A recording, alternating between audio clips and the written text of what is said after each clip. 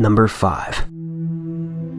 I was at my friend Mariah's house. It was about 6 p.m. and Mariah and her mom had to go to the corner market to get something real quick. I said I was fine staying there. I watched half a movie and then I got bored. It was about 6:45 at night.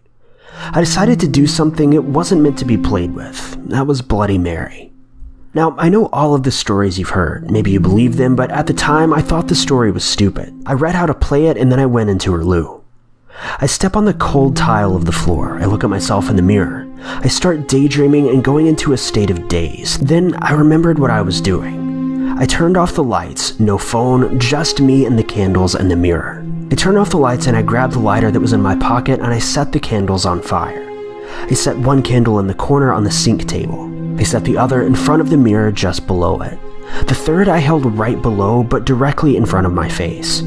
I stared at the mirror and slowly said, "Bloody Mary." It took me about 30 seconds just to say bloody as I was getting kind of scared. I tried not to wimp out, but something told me to stop, though I didn't listen. I refused to. I wanted to know what she looked like and if she was real. After the first time, I said Bloody Mary, and that one took me about 3 times as long to say. I started to feel a little hot. My skin started to feel like it was going to melt or burst into flames. I thought about all of the horrible stuff, all of the stories, the whole meaning behind Bloody Mary, and I was dull looking and just white. I saw a spark behind me, or at least that's what I thought it was behind the shower curtain. I started to say my third Mary when my heart sank. I felt dizzy, but I was curious. I wasn't going to give up. As I started to say the last Mary, it was super hot and shaky, and I was extremely scared now. I could barely stand up. I slowly said bloody, and this sharp, piercing cold wind came across me.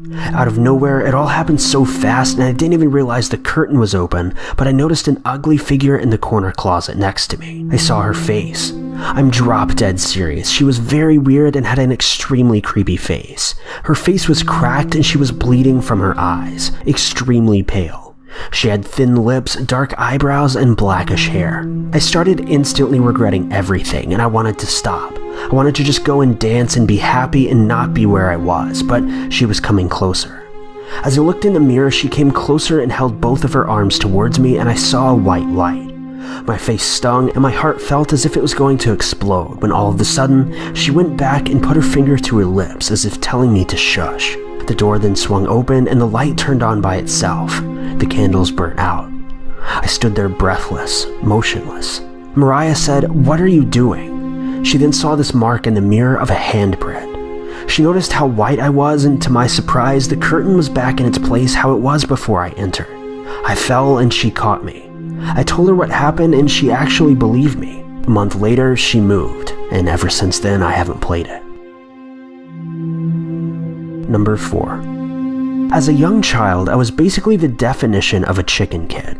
I used to sleep with my lights on or fall asleep to the sound of a movie blasting out of my television. I guess all of that fear drained out of me during those years because at this point, I'm not exactly the person you'd call a coward, though I do have my moments. When I was 7 or 8 years old, I started going to my elementary school's summer recreation program.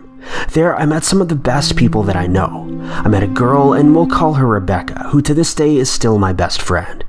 We all sat in a small corner of a large gymnasium while she told us about Bloody Mary, or the lady in the mirror. She told us the basic story about Bloody Mary, who was a woman who had lost her child, and if you chant her name while standing in front of a mirror in a dark room, she will appear, etc., etc. After hearing her tell us about this, I continued to hear new stories about Bloody Mary from different people throughout that summer. Variations, backstories, and anything to make the story more scary. Being the young, naive child that I was, I believed it. All of it. Just past midnight, I would lay awake in my pitch-black room, contemplating what I would do if Bloody Mary just happened to slip out of the mirror and into my room. One night, I went to bed as usual and tried to sleep, as it was the night before my 9th birthday. I kissed my mom and dad goodnight and proceeded to go into my bedroom and fall asleep with the lights on, like always. I then woke up, and the room was pitch black. My mom probably closed the door and turned off the light or something. Then I looked at the illuminated alarm clock on my nightstand and it said 11:59. Great, now I realized I had to go to the bathroom. But I told myself I wanted to wait till 12:10. Even if I did go to the bathroom, I would go in and get terrified and do my best to avoid looking into the mirror. I sat there alone in the dark with a full bladder. But you know what? This is ridiculous. You're 9 years old and you're still acting like a 2-year-old. Bloody Mary isn't real. I wanted to get over my fear, I really did, thinking that if I went into the bathroom and did the ritual, nothing would happen and I wouldn't be scared anymore. So I grabbed a candle from my parents' bedroom, tiptoeing quietly so I wouldn't wake them up. I crept down to the living room and grabbed the lighter from the kitchen. I lit the candle, burning myself in my first try, and walked into the bathroom. I set the candle next to the sink and stared into my lit reflection. I then called her name 3 times. Nothing happened. I was relieved. I quickly blew out the candle and slipped back into my bed, smiling. I laid there just staring into the clock. I closed my eyes, but then I realized it was nearly 90 degrees outside in the summer, and my bedroom was cold. At this point, I was afraid to open my eyes, but I did. In my doorway was the dark figure of a lady. Looking at her made my insides hurt. I wanted to scream, but I was so afraid of waking up my parents. I simply closed my eyes and tried to imagine puppies, flowers, and the celebration that would take place in the afternoon. I drifted asleep with the feeling that Bloody Mary was still watching. In the morning, I woke up and the sunshine outside blinded my eyes. I looked in the doorway and nothing. I went into the bathroom and dared to look in the mirror, and I noticed there was a cut next to my eyebrow. I changed into my dress for the day, noticing several small scratches on my stomach as well. After that day, I tried not to think about that night. I never told the story to my friends or anyone else for that matter. I didn't want anyone to know that what I had experienced was actually real. Number 3. I played the Bloody Mary game twice. My friend and I just watched Ghost Whisperer and I wanted to freak her out. So first I looked into the mirror in my living room, turned around 3 times and said her name. At first I was a little scared that she would actually show up. I looked deeper into the mirror and checked all the corners to see if I could see a ghost, but nothing. So I went into the bathroom, turned all the lights off and closed the door. My friend followed me and stood outside. She said, "I don't think you should do this. What if this is real?" I was scared out of my mind, but I wanted to be the brave one. I had always wanted to test it. So I did the same old ritual. I stared into the mirror, but nothing. I stared into all corners, but then right as I was about to turn on the light switch, I caught a glimpse of someone. I looked closer and it was black and white. Her mouth was open wide. I expected her to scream, but there was just dead silence. There was black all around her eyes, and she was clear as an image. I was frozen still, and all I could do was just stand there, looking. Then her arms lifted up and her hands were bright red. A few of her nails were gone and some were just about to be peeled off. When the hands appeared to grab my shoulders, a chill ran down my spine and a rush of cold air blew on my back. I screamed bloody murder, turned on the switch and ran out the door. My friend was standing with her mouth wide open and I hugged her. I don't know why though. I started crying because I was so scared. I covered all the mirrors in my house and my mom actually didn't really care. To this day, I still don't use that bathroom, and I'll never try that again because now I believe it all too well. Number 2. I was away at camp in the Pacific Northwest on an island called Anacortes. There were 6 of us and we were all giggling and running in the dark.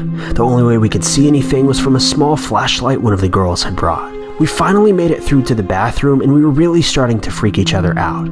The bathroom wasn't much better than our cabin and this girl named Jessica came up and had the idea of playing Bloody Mary. I was the first to agree and the other 4 girls didn't really want to be labeled as scaredy cats, so they nodded their heads and said that they were in. Jessica turned off the lights and switched off the flashlight, so the only light coming into the bathroom was from the lights of nearby cabins. I personally wasn't scared at all, so I went straight to the mirror and called her name 3 times. We waited and nothing. I was about to laugh the whole thing off when for no reason the mirror cracked right in front of our eyes. The girls screamed and ran out as fast as they could, but I was frozen. I was actually scared for the first real time in my life. I felt my legs were paralyzed and I couldn't stop staring at the cracked mirror. It was as if it was always there and I had just now noticed it. I tried to slow my breathing down and for a flash of a second I saw something move in the mirror, as if someone was standing right behind me. My legs unfroze and I ran. I ran into the dark, tripping, falling, and scraping my knees. Anything to just get back to the cabin. By the next morning, we were all laughing and talking as if we had just defeated a giant, but I still get freaked out whenever I think about that mirror cracking. It's really creepy. Number 1. It all happened on Friday the 13th, 2007. Me and my friends all tried to summon the Bloody Mary spirit. We sat in a circle with our knees touching and said her name 3 times. We then flipped a coin with heads being yes and tails being no, and asked questions when it landed on heads. We started asking yes or no questions, and then we asked, "Please may you show us a sign that you're here." She said no. We asked 2 more times and she eventually said yes. We were playing a CD at the time, and it randomly went all jumpy, though the CD had no marks on it and it was actually brand new. We then started feeling dizzy and a little bit faint. Our vision went a little funny. Now, before you break, you must say, "Please may we close the circle," and repeat this until she says yes, though we kept getting a no for an answer. We were getting scared at this point, and we felt fingernails brushing along our backs and faces. The kitchen sink then turned on by itself, but we couldn't get up because we couldn't break the circle. My mom and dad were out shopping, and we were the only people in the house. The blinds then started shaking, but the window wasn't even open. We got so scared that I eventually just broke the circle and turned off the sinks. I shut the curtains and hid. From that day onwards, I always felt like someone was behind me, and I still have a feeling that I'm not alone. Thank you guys so much for watching. If you like this video, be sure to click that like button. Also, don't forget to subscribe and click that notification bell to keep updated with our videos.